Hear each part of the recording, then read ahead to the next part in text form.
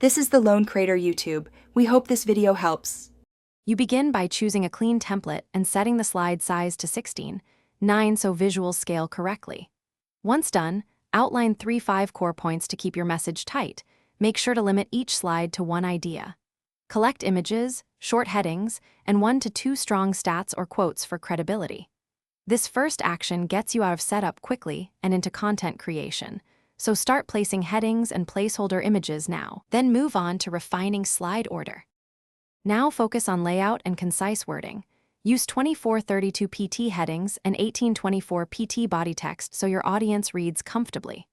Once you set typography, apply a 2-color palette plus 1 accent color to guide attention. Make sure to keep contrast high. Replace long sentences with 3 to 5 short bullet lines, and use icons or images to convey complex ideas. This reduces cognitive load. Finally, align elements to a grid so every slide looks intentional and professional. Finish by polishing details. Run spell check and scan for consistent fonts, colors, and spacing. Correct any alignment issues. Once done, rehearse aloud and time yourself. Aim for roughly 30 to 60 seconds per slide so pacing stays steady. Make sure to add simple transitions. Avoid heavy animation that distracts.